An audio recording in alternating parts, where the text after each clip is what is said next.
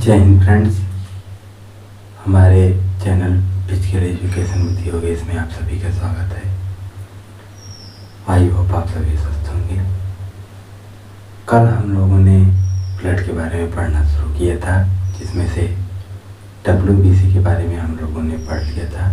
आज हमको उसके आगे यानी तीनों कार्बोकल्स में से पहला ल्यूकोसाइड WBC हो गया था। प्लेटलेट्स और RBC के बारे में आज हम लोग को पढ़ना है। कल हम लोगों ने एक पॉइंट छोड़ दिया था, आज पहले उसको कवर कर लेते हैं WBC के बारे में।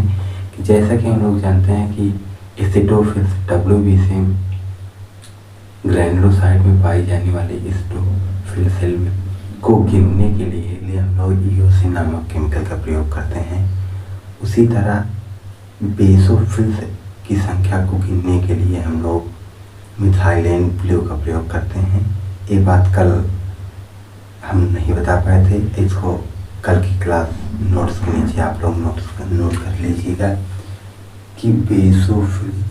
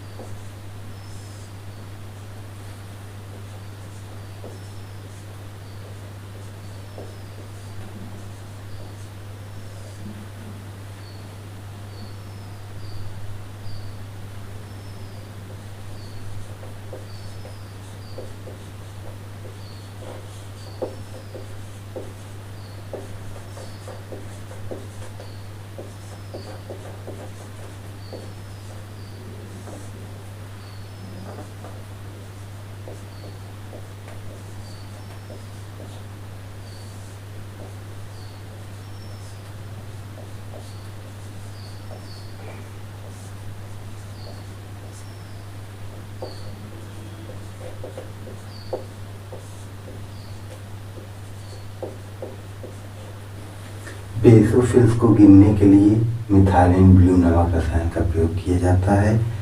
ये बात पिछली क्लास की नोट्स जहाँ आप पढ़ाएंगे उसके नीचे नोट कर लीजिएगा, ये इम्पोर्टेंट पॉइंट था। और न्यूट्रोफिल्स को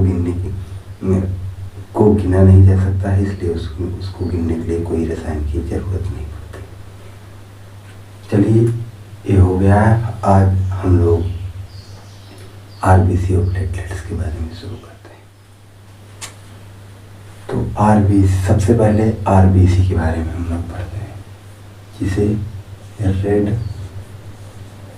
ब्लड कार्बोकल्स कहते हैं।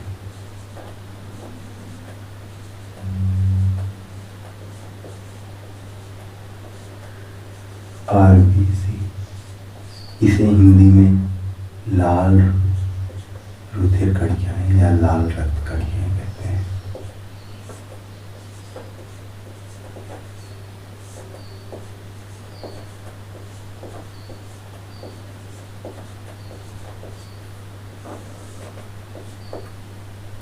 लाल रक्त कणिकाएं कहते हैं। सबसे पहले हम लोग इसके रासायनिक नाम के बारे में जान लेते हैं। इसका रासायनिक नाम एरिथ्रोसाइट होता है।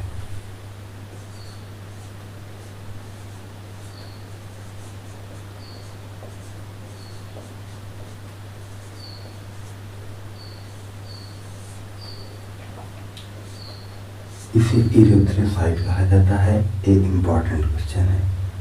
रेड ब्लड कार्बोकल्स, जिसे RBC कहते हैं, इसका रासायनिक नाम एरिथ्रोसाइट है। अब हम लोग सबसे पहले इसके बारे में जान लेते हैं, फिर लिखेंगे। RBC जो है लाल रुधिर कणिका या लाल रक्त कणिका, ये हमारे शरीर में ऑक्सीजन परिवहन का कार्य करता है। हम लोग जानते हैं कि हमारे खून का रंग जो है लाल होता है। वो किस लिए होता है? क्योंकि उसमें हीमोग्लोबिन पाया जाता है। हीमोग्लोबिन RBC का ही कंपोनेंट होता है, जिसके माध्यम से हमारे शरीर का रंग लाल होता है। और यही हीमोग्लोबिन मुख्य भूमिका निभाता है ऑक्सीजन को हमारे पूरे शरीर के अंगों तक पहुंचाने में। RBC का जीवन काल जो है वो 120 दिन का लगभग होता है। इसकी संख्या हमारे शरीर में लगभग 50 से 55 लाख प्रति घन मिलीमीटर क्यूब होती है। इसमें केंद्रक नहीं पाया जाता है, ये बात ध्यान रखिएगा। इसकी पिछली क्लास में WBC हमने पढ़ा था तो उसमें केंद्रक पाया जाता था, लेकिन RBC में केंद्रक नहीं पाया जाता है। तो आइए हम लोग लिखते हैं। RBC का जीवन काल 120 दिन का होता है।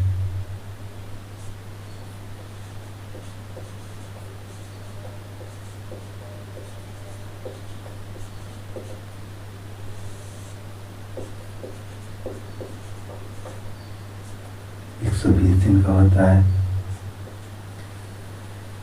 RBC की संख्या लगभग 50 से 55 लाख होती है।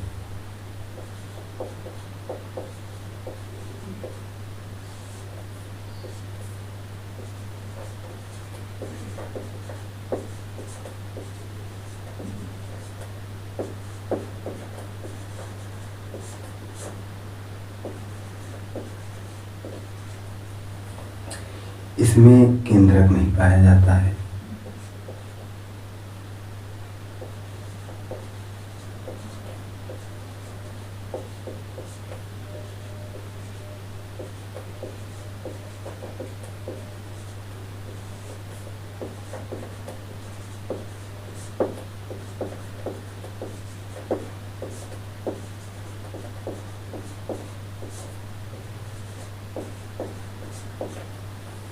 इसमें केंद्रक नहीं पाया जाता है।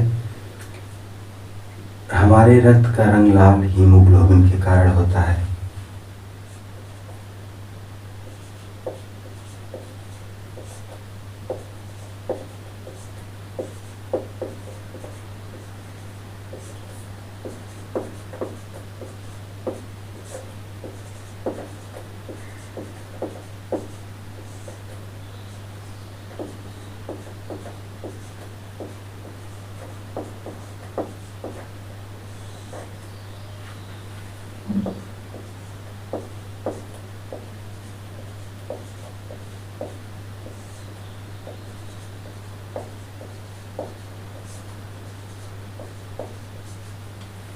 हमारे रक्त का रंग लाल होता है वो हीमोग्लोबिन के कारण होता है।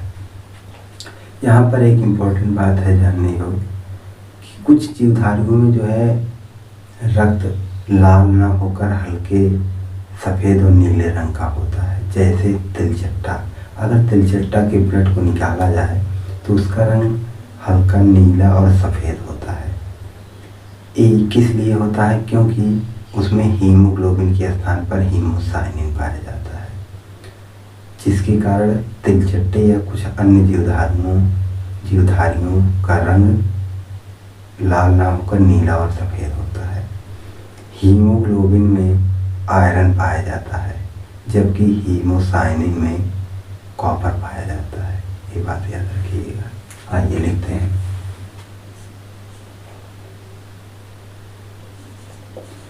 हीमोग्लोबिन में आयरन पाया जाता है।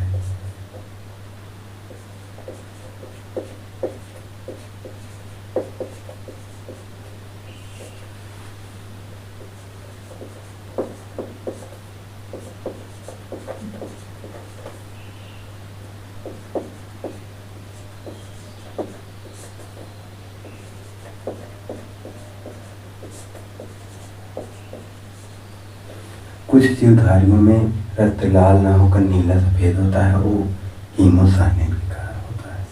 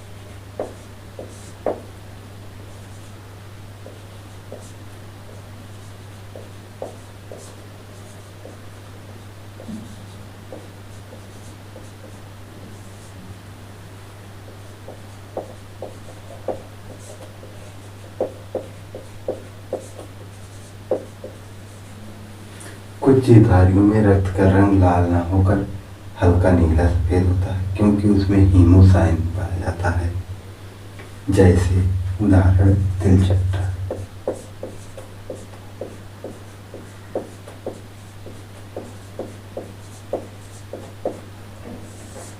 अगर हम लोग तिलचट्टे का ब्लड निकालेंगे तो उसका रंग लाल ना होकर नीला सफेद होता है, क्योंकि उसमें हीमोसाइन पाया जाता है। हीमोसाइन में जैसे हीमोग्लोबिन में आयरन पाया जाता था, वैसे हीमोसाइन में कॉपर पाया जाता है।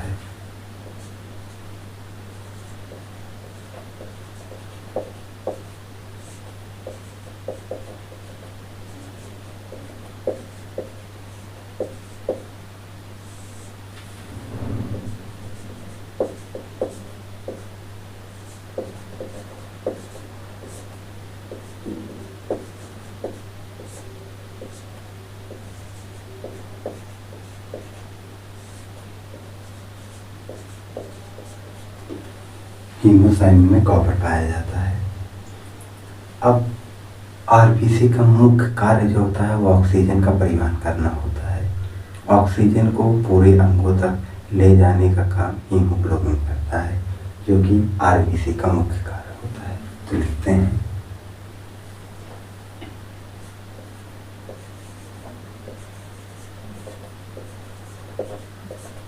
आरबीसी का मुख्य कार्य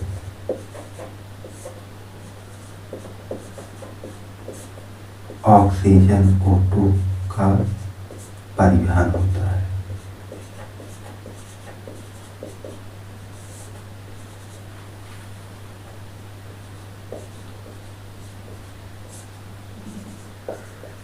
जो हीमोग्लोबिन के माध्यम से होता है। Hb हीमोग्लोबिन के माध्यम से होता है।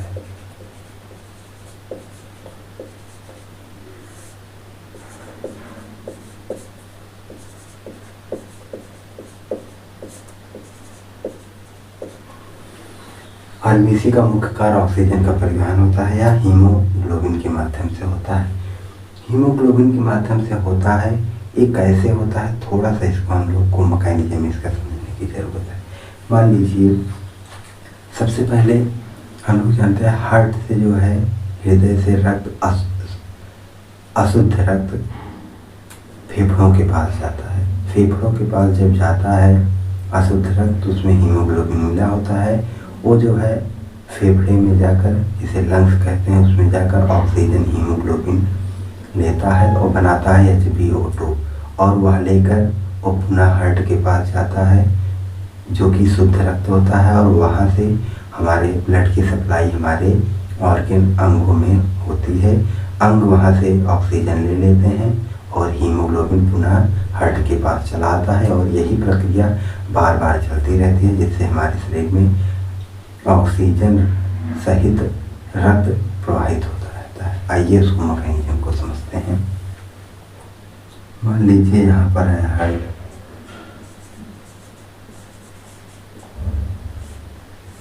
जिसको हृदय कहते हैं, और यहाँ पर है लंग्स, जिसे फेफड़ा कहते हैं। यहाँ से हार्ट से लंग्स तक अशुद्ध रक्त जाता है।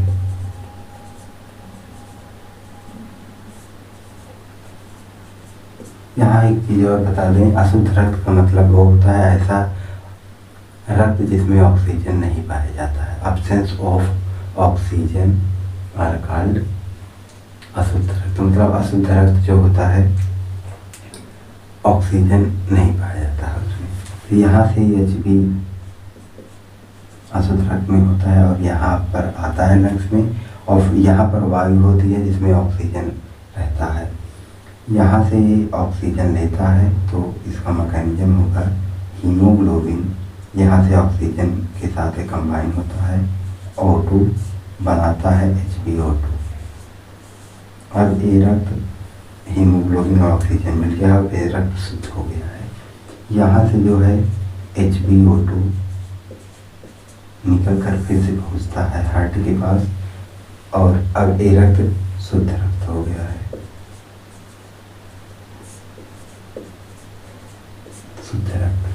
अब ये हार्ट हमारे पूरे बॉडी के आर्गन में रक्त की सप्लाई करता है, वो भी शुद्ध रक्त होता है। ऑर्गन हमारे O2 ले लेते हैं और HP हीमोग्लोबिन पुनः जो है हार्ट के पास पहुंचा देते हैं और यही प्रक्रिया बार बार चलती रहती है। तो इसमें क्या होगा, हार्ट से अशुद्ध रक्त निकला, इसमें हीमोग्लोबिन मिला होता है और लंग्स पर आ जाता है। लंग्स के पास O2 के साथ मिलकर HbO2 बनाता है। फिर ये HbO2 पुनः जो है शुद्ध रक्त के रूप में हार्ट के पास पहुंचता है और यहाँ हार्ट से पूरे रक्त की सप्लाई ऑर्गन में होती है। ऑर्गन O2 को अवशोषित कर लेता है और Hb को फिर से हार्ट के पास भेज देता है और यही प्रक्रिया लगातार चलती रहती है। आई थिंक आप लोग को O2 के परिवहन के बारे में पता चल गया होगा, जो कि RBC का मुख्य कार्य है और इसके मुख्य कार्य को करने में Hb महत्वपूर्ण भूमिका निभाता है। तो हम लोगों ने लगभग RBC यानी लाल रक्त कणियाँ एरिथ्रोसाइट के बारे में सब कुछ पढ़ लिया है। अब एक बार इसको फिर से देख लेते हैं। जीवन काल RBC के 120 दिन का होता है। संख्या 50 से 55 लाख प्रति घन मिलीमीटर क्यूब होती है, मतलब 1 घन मिलीमीटर क्यूब में 50 से 55 लाख RBC पाई जाती हैं। RBC में केंद्रक नहीं पाया जाता है। रक्त का रंग लाल इसलिए होता है क्योंकि उसमें हीमोग्लोबिन पाया जाता है। किसी किसी जीवधारियों में लाल ना होकर नीला सफ़ेद होता है, उसमें हीमोसाइनिन पाया जाता है। हीमोग्लोबिन में आयरन पाया जाता है, हीमोसाइनिन में कॉपर पाया जाता है। RBC का मुख्य कार्य ऑक्सीजन का परिवहन होता है, जो कि Hb हीमोग्लोबिन के माध्यम से होता है। तो हम लोगों ने आज रेड ब्लड कार्य पढ़ लिया। अब इसके बाद अगला है प्लेटलेट्स, जिसको कहा जाता है बिम्बार्ड, या उसका रासायनिक नाम थ्रोम्बोसाइट होता है। आइए अब उसके बारे में देखते हैं।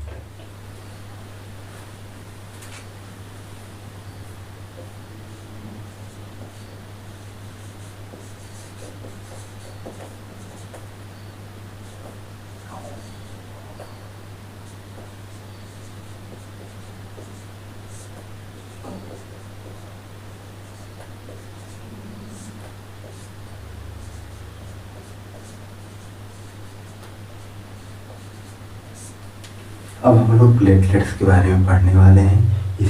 इसका रासायनिक नाम थ्रोम्बोसाइट होता है, हिंदी में इसे बिम्बाणु कहा जाता है। पहले इसके बारे में समझ लेते हैं, फिर लिखेंगे। प्लेटलेट्स जो है ये भी एक प्रकार की रक्त कणिका होती है, जिसे एरिथ्रोसाइट कहा जाता है। इसका जीवन काल लगभग 7 से 10 दिन का होता है। लाइफ स्पान 10 से लगभग 7 से 10 डेज का। इसमें लगभग 2 से 2.5 लाख प्रति घन मिलीमीटर क्यूब संख्या होती है इसकी। और इसका मुख्य कार्य जो होता है वो रक्त का थक्का बनाने का होता है। और अगर हमारे शरीर में प्लेटलेट्स की कमी हो जाए तो जो है हमें डेंगू रोग हो जाता है, जो कि एक खतरनाक बीमारी होती है। डेंगू रोग में हमारे प्लेटलेट्स की संख्या बहुत ज़्यादा कम हो जाती है, जिससे रिकवर आसानी से नहीं हुआ जा सकता। इसके इलाज के लिए हम लोग पपीते के पत्तियों का रस और बकरी के दूध का सेवन करते हैं, जो कि डेंगू के लिए एक कारगर दवा साबित हो सकती है। तो आइए हम लोग प्लेटलेट्स के बारे में लिखते हैं। इसका जीवन काल 7 से 10 दिन का होता है।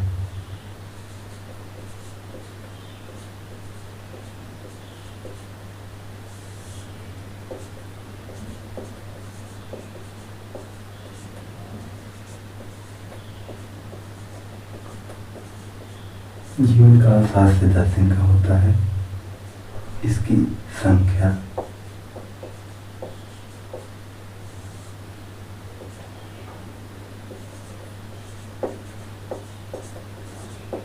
2 से 2.5 लाख प्रति घन मिलीमीटर की होती है।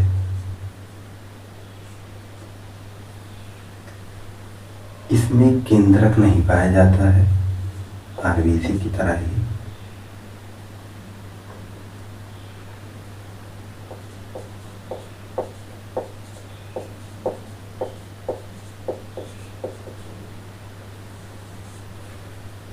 प्लेटलेट्स में केंद्रक नहीं पाया जाता।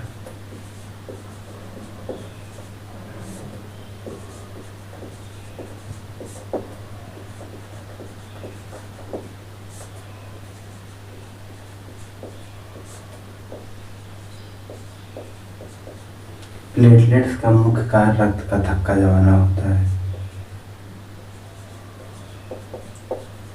इसका मुख्य कार्य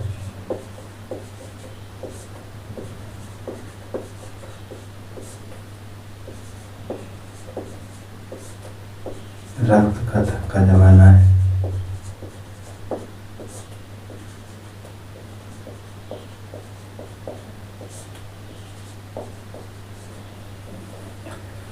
डेंगू रोग में प्लेटलेट्स की संख्या बहुत कम हो जाती है।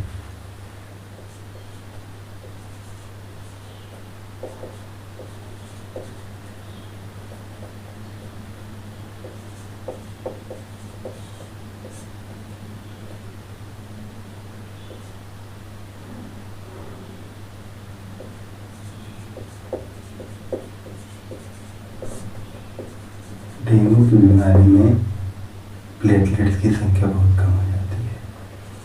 इनकी संख्या बहुत कम हो जाती है।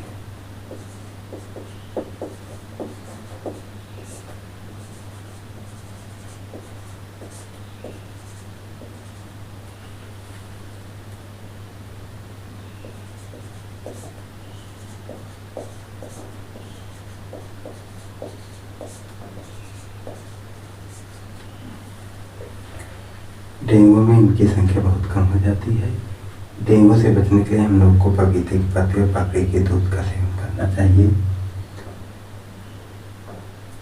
हम लोगों ने प्लेटलेट्स को कवर कर लिया, तो आज हम लोगों ने आरबीसी और प्लेटलेट्स के बारे में पढ़ लिया। अभी रक्त के बारे में कुछ तथ्य हैं, जो फैक्ट्स हैं, जिनको हमें जानने की ज़रूरत है।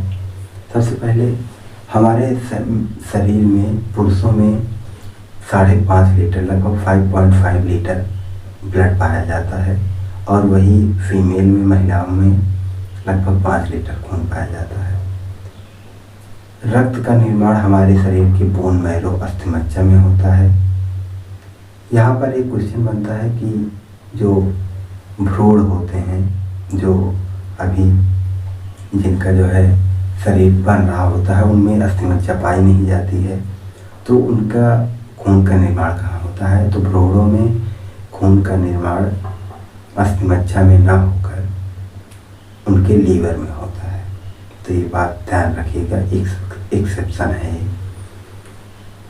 और रक्त जो है क्षारीय होता है, इसका पीएच मान 7.4 के आसपास होता है। आइए इन सभी तथ्यों को लिखते हैं।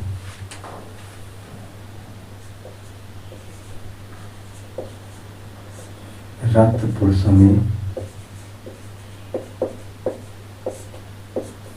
5.5 लीटर पाया जाता है। महिलाओं में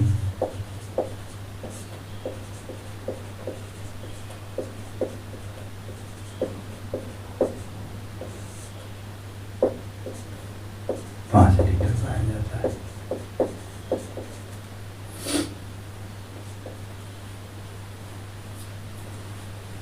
रक्त का निर्माण अस्थिमज्जा में होता है।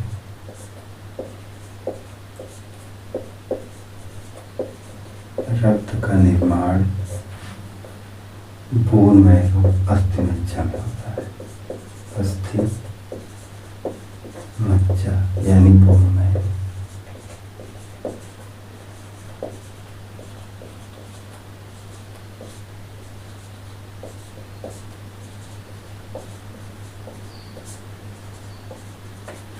भ्रूणों में रक्त का निर्माण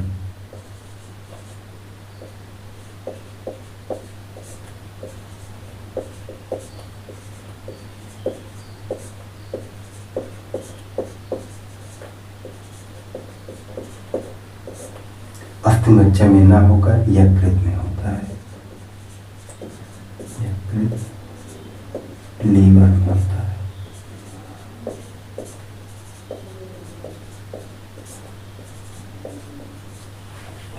रक्त स्टोर, रक्त का संग्रहण स्प्लीन, जिसको प्लीहा या तिल्ली कहते हैं, वहां पर होता है।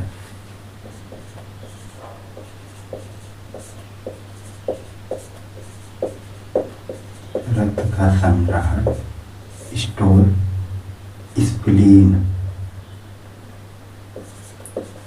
स्प्लीन जिसे प्लीहा या तिल्ली कहते हैं, प्लीहा या तिल्ली में होता है।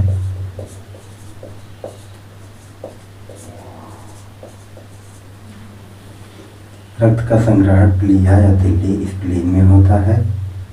रक्त क्षारीय होता है।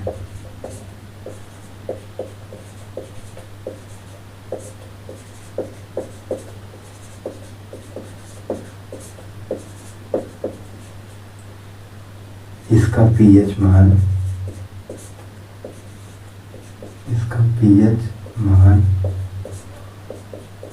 7.4 होता है।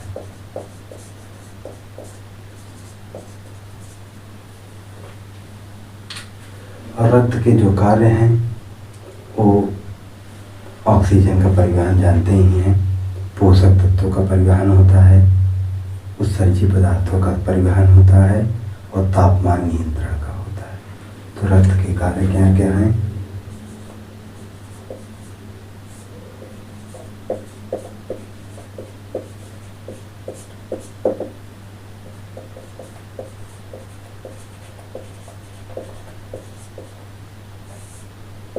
तापमान नियंत्रण, पोषक पदार्थों का परिवहन,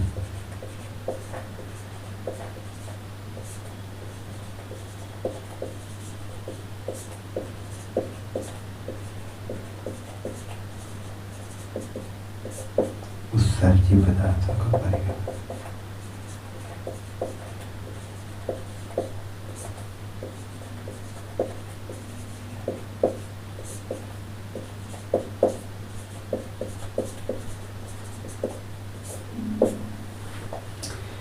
तो हम लोगों ने आज आरबीसी और प्लेटलेट्स के बारे में पढ़ लिया।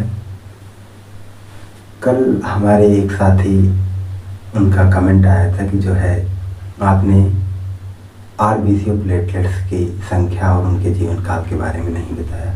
तो कल हमने उस चीज़ को इसलिए छोड़ा था क्योंकि वो क्लास आज होनी थी, इस वजह से हम नहीं बताए थे, क्योंकि कल का आरबीसी था।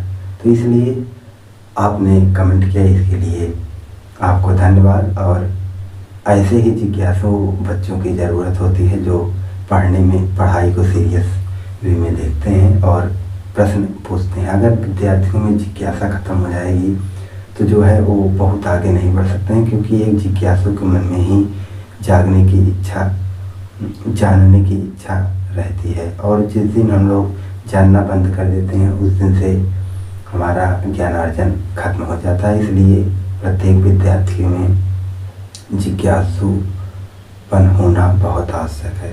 तो आपने कमेंट किया था, शायद आपका उत्तर अब मिल गया होगा। आपने कमेंट किए, इसके लिए आपको धन्यवाद। तो आज हम लोग अपनी क्लास को यहीं पर ओवर करते हैं। अगर आपको हमारा वीडियो पसंद आया तो लाइक, सब्सक्राइब और कमेंट करना ना भूलें। मिलते हैं नेक्स्ट वीडियो में, तब तक के लिए जय हिंद।